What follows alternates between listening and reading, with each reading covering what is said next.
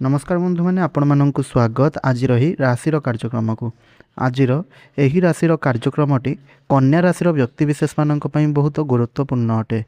यही वीडियो कन्या राशि व्यक्तिशेष माने जानापी पाइबे जे सेमानंकर 2024 जुलाई मासर मासिक राशिफल संपर्क में यह सहित ग्रह मानकर स्थिति अनुसार केउं सबु परिवर्तन एही मासरे आपण मानक जीवन में देखा मिलिबो ताहा संपर्क में विस्तार भाव में जानिबा को पाइबे।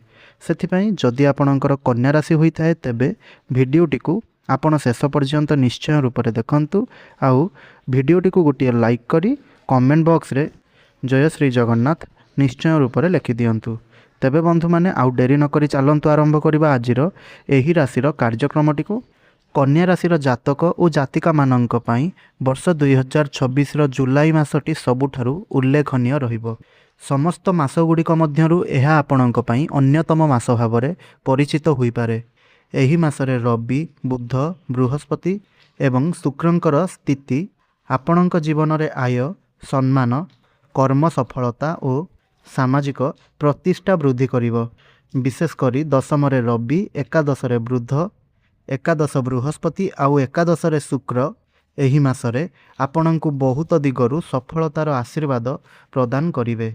किंतु एही समय रे सप्तम रे शनि नवम रे मंगल एवं द्वादश रे केतु केतेक क्षेत्र में सतर्कतार संकेत मध्य देउछंती। विशेषकर दाम्पत्य जीवन भाग्य उपरे अधिक निर्भरशीलता आउ अनावश्यक व्यय क्षेत्र में सचेतन रहिबा आवश्यक।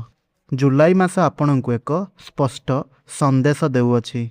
परिश्रम करंतु सुजोग को चिन्हंतु आत्मविश्वास सह आगकू बढ़ंतु। एही मासरे आपण जेउ बिहन बुणिबे ताहार फल आपण आगामी किछि मास धरि पाइबे। जुलाई मासरे आपणक जीवन रे लाभ उन्नति आउ सफलतार प्रभाव स्पष्ट भाव में देखादेव। दीर्घ दिन धरी अटकी रहिथिबा काम धीरे धीरे समाधान हेबो। आपणकर आत्मविश्वास वृद्धि पाइबो एवं लोक माने आपणकर मतामत को गुरुत्व देवे। एही मासरे अनेक जातक नूतन लक्ष्य निर्धारण करि पारंती।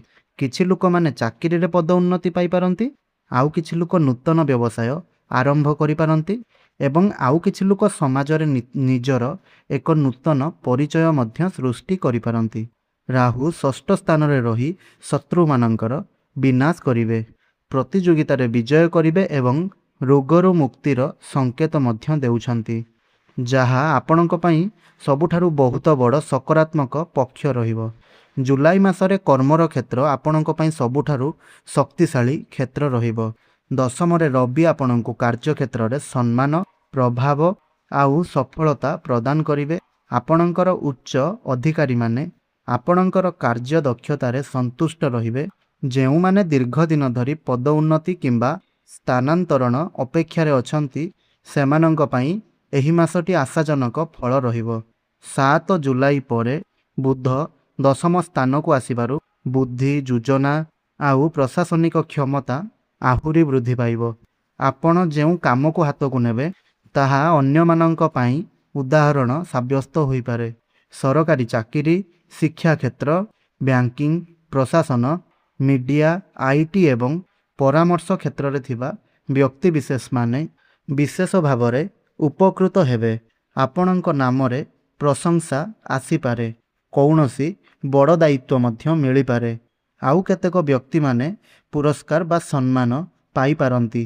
व्यवसाय और आर्थिक स्थिति आर्थिक दृष्टिरु एही मासटी अधिक शुभ रहिबो। एकादश रे बृहस्पति एकादश रे बुध और एकादश रे शुक्रर मिलित प्रभाव आयर नूतन द्वार आपणक पई खुलीदेव। दीर्घ दिन धरी अपेक्षा करुथिबा धन आपणक पाखकु फेरी आसीपारे। व्यवसायी माने नूतन ग्राहक मध्य पाइबे। व्यवसाय रे विस्तार घटिबो। अनेक लोक ऑनलाइन व्यवसाय एजेंसी मार्केटिंग आउ जुगाजुग क्षेत्ररु बड़ लाभ पाई पारंती। एही मासरे आपणकर आर्थिक स्थिति पूर्व अपेक्षा अधिक मजबूत हेबो। तेबे द्वादश रे केतु आउ 7 जुलाई परे द्वादश रे शुक्रंक कारणरु विलासित यात्रा व्यक्तिगत इच्छा पूरण पाई खर्च आपणकर बढ़ी पारे। आय बढ़िबा सह संचय उपरे मध्य ବିଶେଷ ଧ୍ୟାନ ଦିଅନ୍ତୁ। ପରିବାରରେ ସାଧାରଣତଃ ଶାନ୍ତି ଆଉ ସମନ୍ୱୟ ରହିବ। ଆପଣଙ୍କ ପରିବାରରେ କୌଣସି ଶୁଭ କାର୍ଯ୍ୟ, ଧାର୍ମିକ ଅନୁଷ୍ଠାନ କିମ୍ବା ଉତ୍ସବର ଯୋଗ ରହିଛି। ଦୂର ସମ୍ପର୍କୀୟ ଆତ୍ମୀୟମାନଙ୍କ ସହ ସାକ୍ଷାତକାର ହୋଇପାରେ। ପରିବାରର ସଦସ୍ୟମାନେ ଆପଣଙ୍କ ସଫଳତାରେ ଖୁସି ହେବେ। କେତେକ ବ୍ୟକ୍ତିବିଶେଷମାନେ ନୂତନ ଘର, ନୂତନ ଜମି ଏହିସବୁ କିଣିବାର ବା କରିବାର ଯୋଜନା କରିପାରନ୍ତି ଆଉ ସେହି ଯୋଜନାରେ ମଧ୍ୟ ସଫଳ ହୋଇପାରନ୍ତି। ତେବେ ସପ୍ତମରେ ଶନିଙ୍କ କାରଣରୁ ସ୍ୱାମୀ ସ୍ତ୍ରୀଙ୍କ ମଧ୍ୟରେ ଛୋଟ ଛୋଟ ମତଭେଦ ଦେଖାଦେଇପାରେ। କଥାବାର୍ତ୍ତାରେ ସଂଯମତା ରକ୍ଷା କରିବା ଉଚିତ। ପ୍ରେମ ଓ ଦାମ୍ପତ୍ୟ ଜୀବନ ବିଷୟରେ କହିଲେ ଏହି କ୍ଷେତ୍ରରେ ଆପଣଙ୍କୁ ମିଶ୍ରିତ ଫଳ ମିଳିବ। ସପ୍ତମରେ ଶନିଙ୍କ ଯୋଗୁଁ ଦାମ୍ପତ୍ୟ ଜୀବନରେ କିଛି ସ୍ଥିରତା ଆସିବ। ଦୂରତା ଅନୁଭବ ହୋଇପାରେ। ସ୍ୱାମୀ ସ୍ତ୍ରୀ ଉଭୟ ନିଜ ନିଜ କାମରେ ବ୍ୟସ୍ତ ରହିପାରନ୍ତି। କିନ୍ତୁ ଏକାଦଶରେ ଶୁକ୍ର ଆପଣଙ୍କର ସମ୍ପର୍କରେ ମାଧୁର୍ଯ୍ୟ ଆଣିବ। ପ୍ରେମ ସମ୍ପର୍କରେ ଥିବା ବ୍ୟକ୍ତିବିଶେଷମାନେ ନିଜ ସମ୍ପର୍କକୁ ଆଗକୁ ବଢ଼ାଇ ପାରନ୍ତି। ବିବାହ ପାଇଁ ଆଲୋଚନା ଆରମ୍ଭ ହୋଇପାରେ। ତେବେ ଅନାବଶ୍ୟକ ସନ୍ଦେହ ଆଉ ଜିଦ୍ଦିଠାରୁ ଦୂରେଇ ରୁହନ୍ତୁ। ସନ୍ତାନଙ୍କ କଥା ଯଦି ହେବା, ତେବେ ସନ୍ତାନମାନଙ୍କ ଠାରୁ ଏହି ମାସରେ ଆପଣଙ୍କୁ କିଛି ଖୁସି ମିଳିପାରେ। ସନ୍ତାନମାନେ ଶିକ୍ଷା, କ୍ରୀଡ଼ା ଏବଂ କଳା କ୍ଷେତ୍ରରେ ସଫଳତା ପାଇପାରନ୍ତି। ସନ୍ତାନଙ୍କର ଉନ୍ନତି ଦେଖି ଆପଣ ଗର୍ବ ଅନୁଭବ କରିବେ। ସେମାନଙ୍କ ସହ ଅଧିକ ସମୟ ବିତାଇବାର ସୁଯୋଗ ମଧ୍ୟ ମିଳିବ।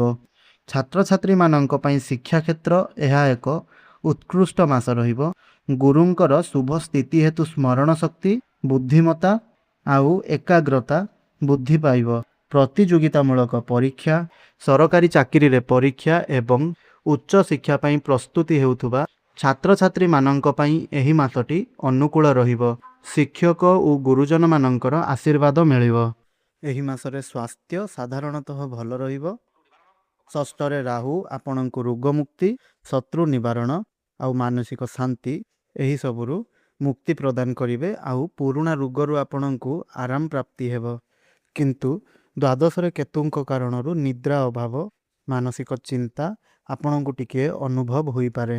ଖାଦ୍ୟ ଏବଂ ପାନୀୟରେ ଆପଣ ନିୟମ ରକ୍ଷା କରନ୍ତୁ।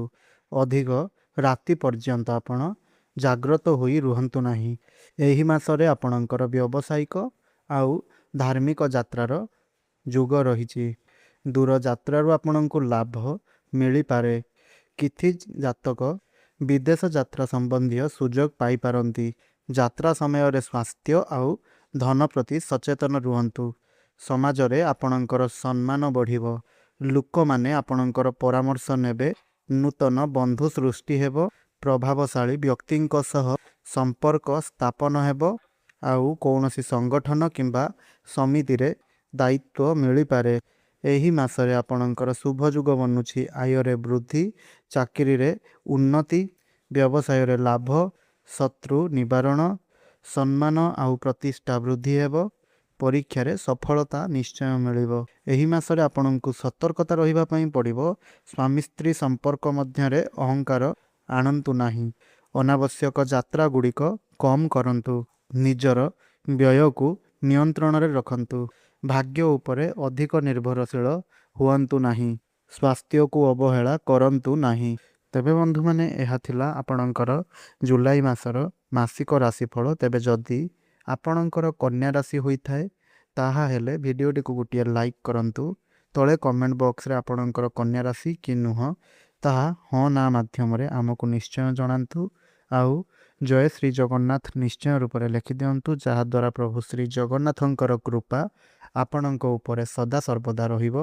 ଏହା ସହିତ ଅନ୍ୟ କନ୍ୟା ରାଶିର ବ୍ୟକ୍ତିବିଶେଷମାନଙ୍କୁ ଆମର ଏହି ଭିଡ଼ିଓଟିକୁ ସେୟାର ନିଶ୍ଚୟ ରୂପରେ କରନ୍ତୁ, ଯାହାଦ୍ୱାରା ସେମାନେ ମଧ୍ୟ ଆମର ଏହି ଭିଡ଼ିଓର ଫାଇଦା ଅବଶ୍ୟ ଉଠାଇ ପାରିବେ।